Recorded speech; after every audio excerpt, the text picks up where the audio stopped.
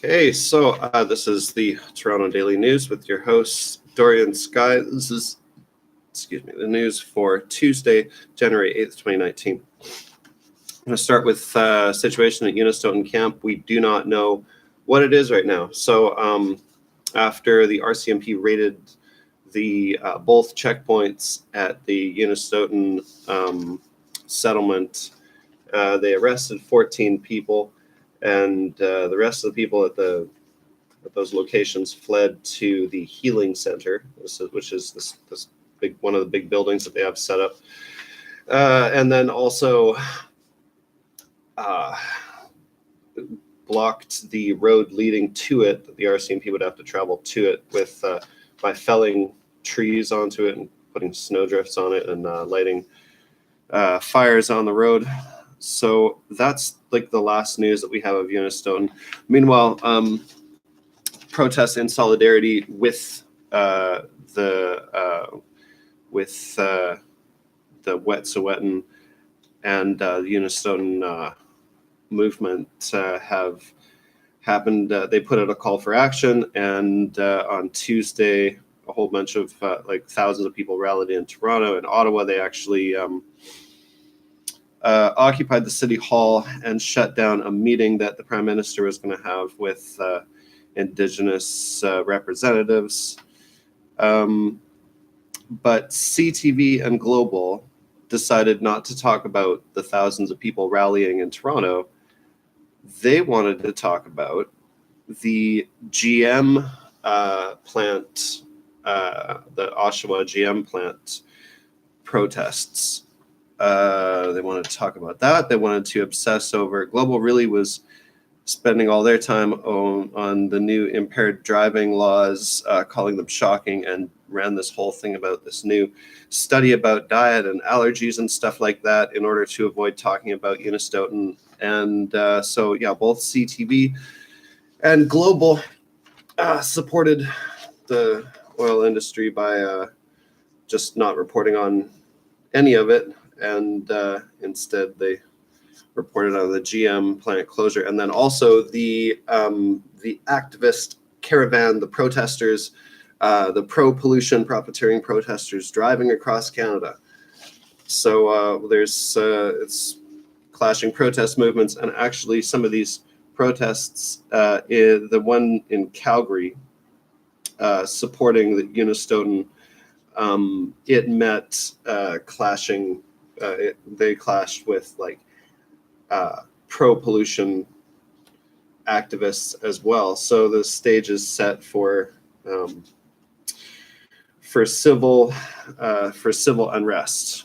Meanwhile, the CBC, they are reporting on the situation, but they keep calling it a small camp.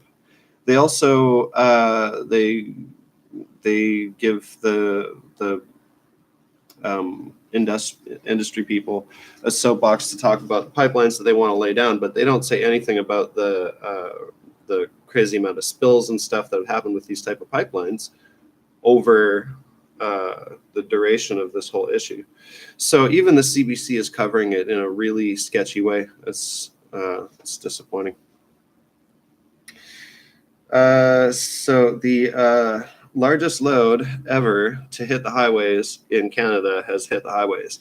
It's in Western Canada. I forget where it's going, but it's a big thing that makes plastic. So biggest thing that we do makes plastic. The driver in the Humboldt Broncos crash has admitted guilt. So, and we found out, you can kind of see why he's admitted guilt, because we found out exactly what the whole situation was with the crash. It's basically this intersection that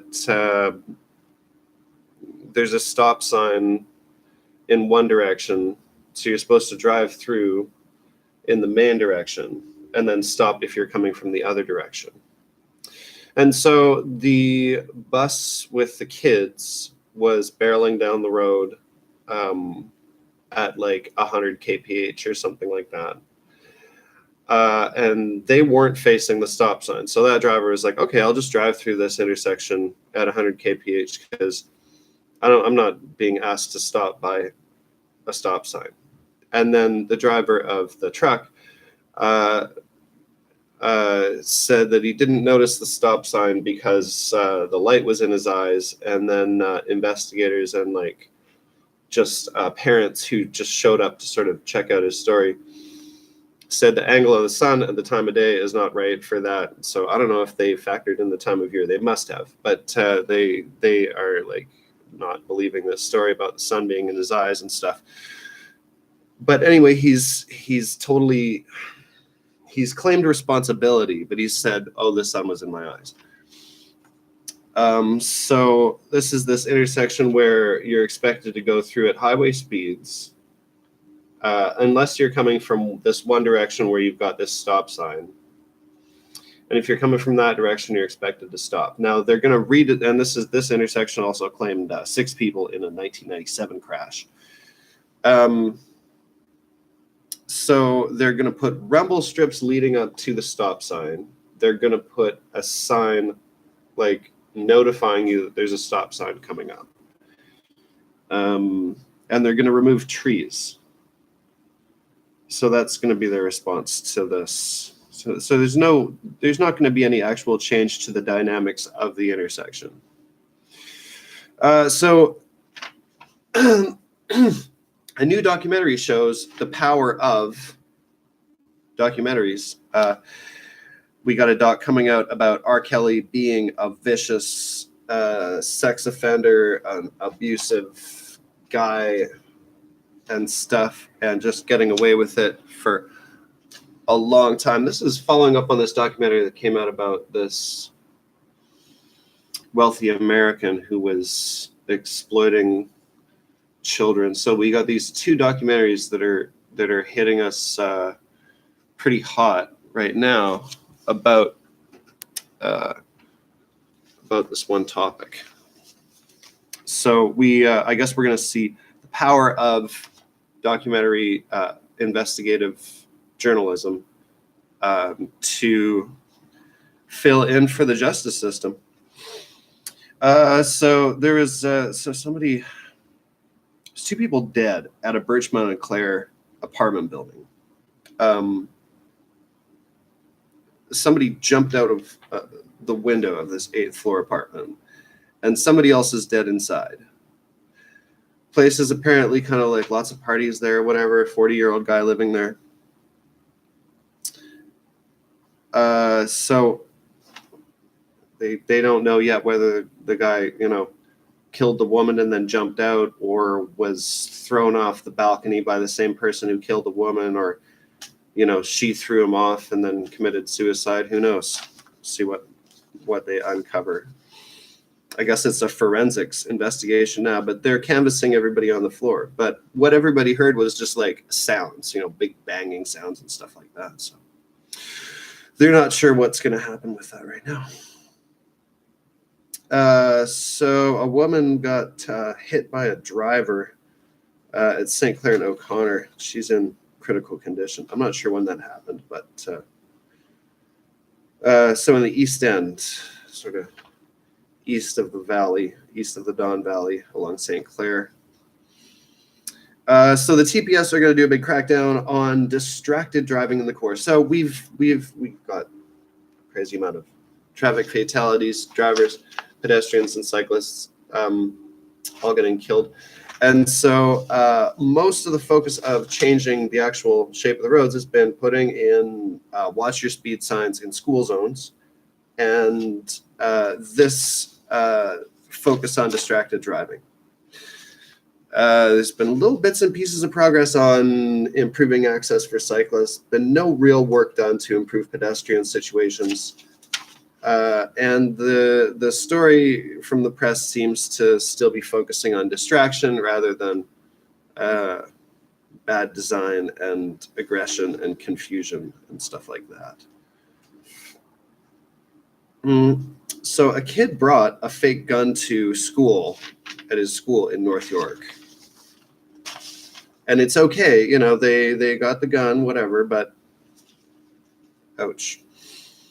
So the dude who crashed into the car dealership, not only did he crash into it, but then he started vandalizing cars in there.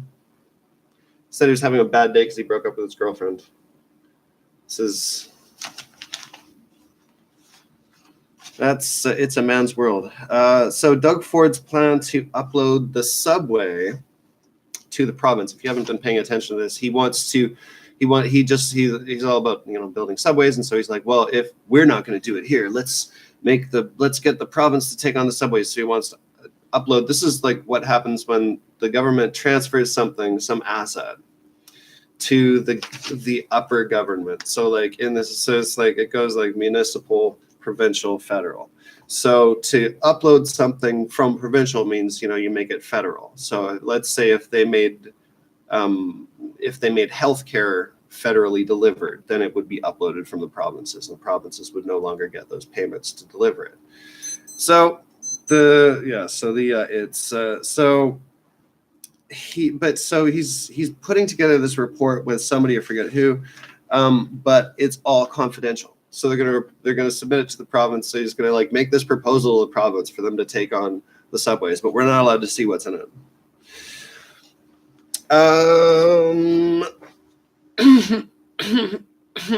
So remember the drone situation at that airport in the UK, I think it was Gatwick, but this time they've hit Heathrow, and apparently they didn't outfit Heathrow with anything. They just responded to the Gatwick situation or wherever it was with outfitting that airport, and they're like, well, we could move the stuff to Heathrow now that there's a thing at Heathrow, but they haven't outfitted all the airports.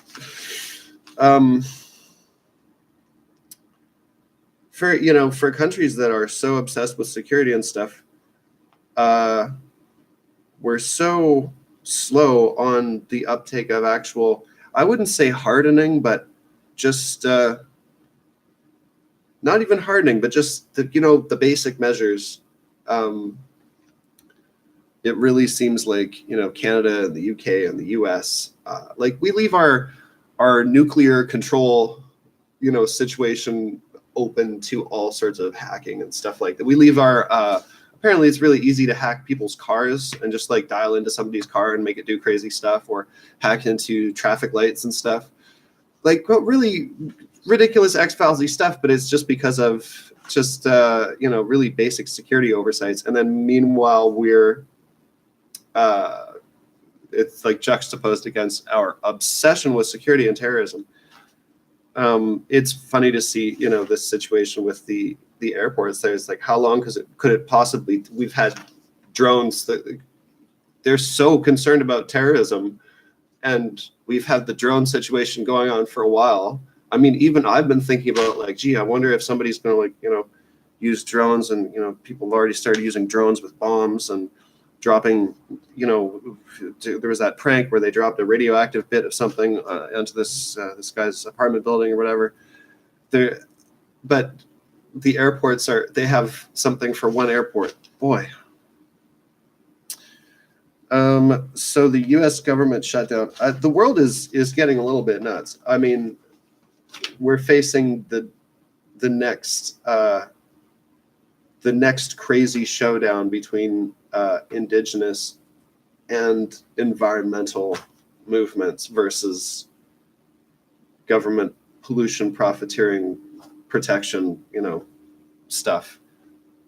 And at the same time, the US government is so shut down that we're actually going to don't fly to the States right now, because you're going to face delays. You're going to face air traffic delays, because TSA agents are calling in sick en masse. So the TSA is understaffed. So, and meanwhile, Trump is like, well, I can totally relate to their plight, and he's talking about how people will adjust, and they always do. I mean, imagine being a TSA worker and hearing your president saying that he can relate. I mean, he's bragged about never being able to relate with that kind of stuff. He's bragged about being the kind of person who's always paid, and he's got a history of, withholding payment from his own contractors and stuff. So as the president, he's like, you're all fired. You still have to work. Hey, don't take a sick day. Boy. So getting back to the activity at Unistoten. So they're actually preventing Indigenous leaders from getting into from being able to even see the action going on there, being able to get into the territory, which they have an undisputable right to be there, and they're being arrested for obstruction of police, and they're not letting the news media in there, even APTN. They're not letting them anywhere close to what's going on. So, and the communications are still shut down. So on Tuesday, a whole bunch of stuff happened in the Wet'suwet'en area, and we'll hear about it at some point, maybe from like personal accounts from the people who were there and stuff. So we're venturing back into Oka crisis territory, where we're not gonna know what's going on, and eventually there will be a documentary about it. And meanwhile, this is Canadian history being decided right here.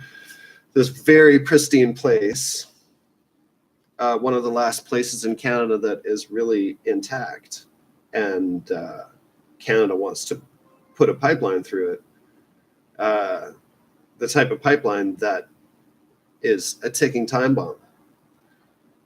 So, and the type of pipeline that's not, none of this infrastructure is secure against, natural disasters or terrorist activity. So it's a big deal for Canada right now, and who is and isn't talking about it in terms of the press really matters. Anyway, reporting the news for Tuesday, January 8th. This is your host, Dorian Sky. See you next broadcast.